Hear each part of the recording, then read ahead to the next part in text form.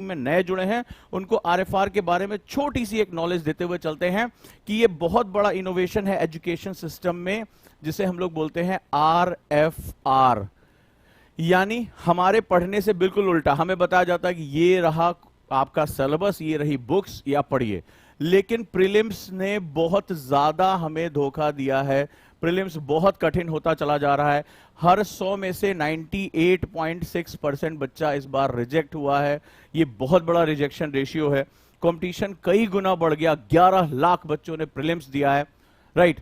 तो ऐसी कंडीशन में इस मेथड से सिलेक्शन नहीं होगा। बहुत से ऐसे बच्चे जिनको अच्छे से पढ़ाया था, चीजें पूरी की थी, ये बहुत ही ज्यादा जो है कॉम्प्लेक्स हो गया है।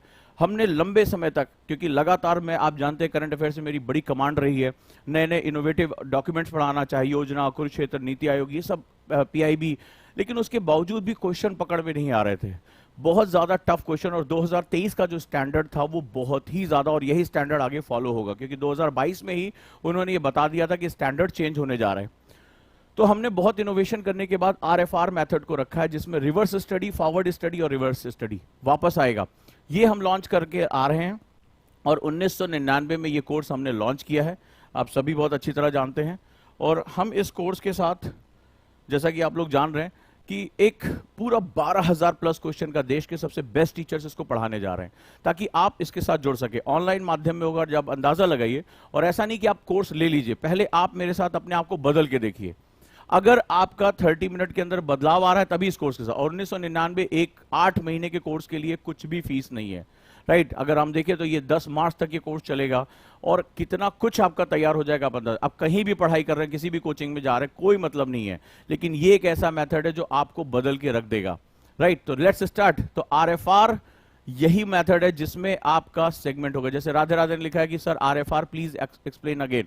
एक्सप्लेन नहीं करना है, हाथ कंगन को आरसी किया और पढ़े लिखे को फारसी किया। चलिए हम करके देखते हैं।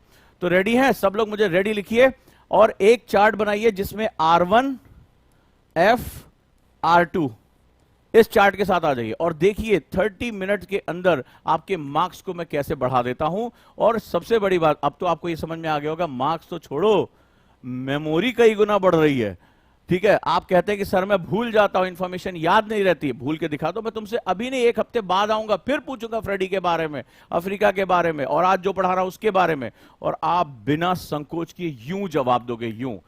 और हम भूल जाते हैं, तभी तो निगेटिव मार्किंग हो जाती है। प्रीलिम्स क्यों नहीं निकलता है? प्रीलिम्स में सबसे बड़ा दुश्मन होता है निगेटिव मार्किंग। निगेटिव मार्किंग आपने हटा दी, आपका सिलेक्शन हो जाएगा। और भाई साहब 48,000 स्टेटमेंट होने जा रहे हैं, 48,000 स्टेटमेंट 1999 के बैच में होने जा रहे हैं। आप अंदाजा लगाइए, क्या 60 क्वेश्चन भी अब नहीं होंगे?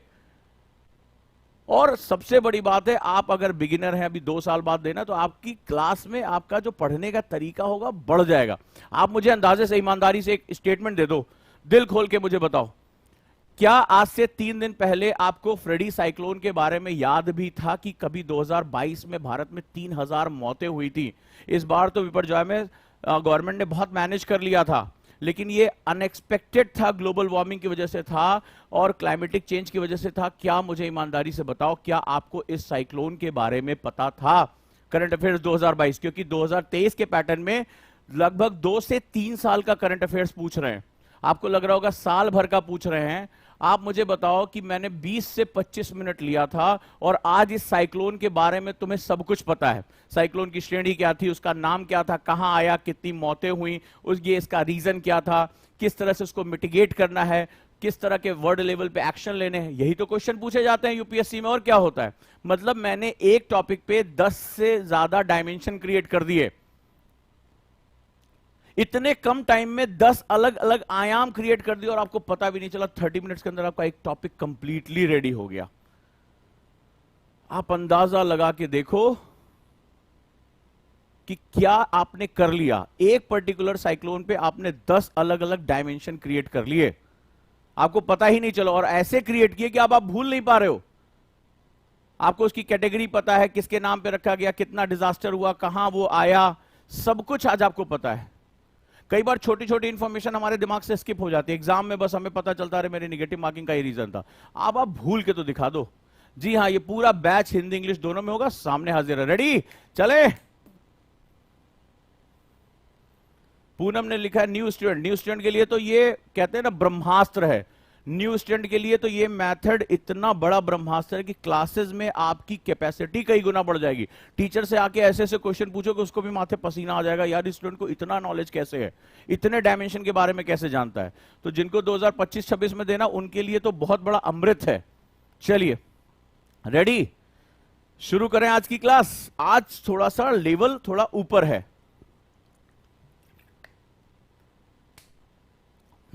आज के क्वेश्चंस का लेवल और ऊपर है, और लास्ट तक रुके रहिएगा। आज सभी बच्चों के लिए एक बहुत बड़ी अनाउंसमेंट है गुरुकुल बैच के बारे में। एक आप बहुत दिन से डिमांड कर रहे थे, वो डिमांड आज मैं लेकर आ रहा हूं, तो आपको लास्ट तक मेरे साथ रुके रहना पड़ेगा उस अनाउंसमेंट को सुनने के लिए। और डेफिनेटली वो आपकी लाइफ का एक बहुत बड़ा टर्निंग पॉइंट होने जा रहा है, और मैं हमेशा आपके लिए मेहनत करता हूं, वो मेहनत में लेकर आ रहा हूं। स्वागत है आप सभी का, बस मेरे साथ आपको रुके रहना है। चलिए तो अब हम शुरू करते हैं, और हमारे ऑप्शनल के टीचर्स के साथ आप जुड़ सकते हैं। एक बात कहना चाहूंगा, बड़ी इंपॉर्टेंट बात है, ध्यान रखना कि जीवन की सबसे बड़ी खुशी उस काम को करने में है जिसे लोग कहते हैं तुम नहीं कर सकते, क्योंकि यह चीज हमें चैलेंज करती है। जीवन की सबसे बड़ी खुशी उस काम को करने में है जिसे लोग कहते हैं तुम नहीं कर सकते, क्योंकि हम इसी तरह से बने हैं।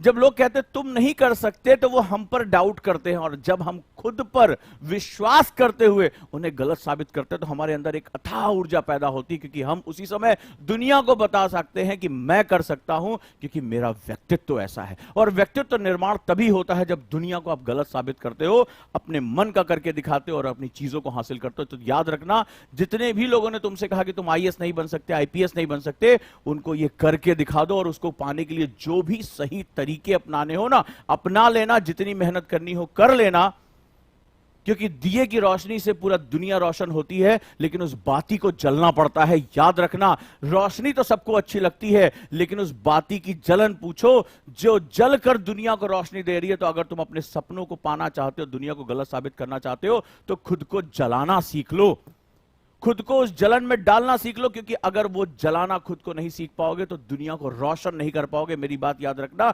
रोशनी तो सबको अच्छी लगती है, लेकिन वो गर्मी, वो असहनीय पीड़ा भी बर्दाश्त करनी पड़ती है, तभी आप दुनिया को रोशन कर पाओगे। और जो दुनिया को रोशन करता है वही लीडर कहलाता है, याद रखिएगा। तो अपने आप के अंदर एक लीडरशिप क्रिएट करो कि हां मैं लीडर हूं और मैं करके दिखाऊंगा। लेकिन याद रखना, इसके लिए तुम्हें असहनीय पीड़ा से गुजरना पड़ेगा। जो इस पीड़ा से डर गया वो कभी भी अपने आप को बदल नहीं पाएगा, और जिसने इस पीड़ा को बर्दाश्त करना सीख लिया, खुद को परिवर्तित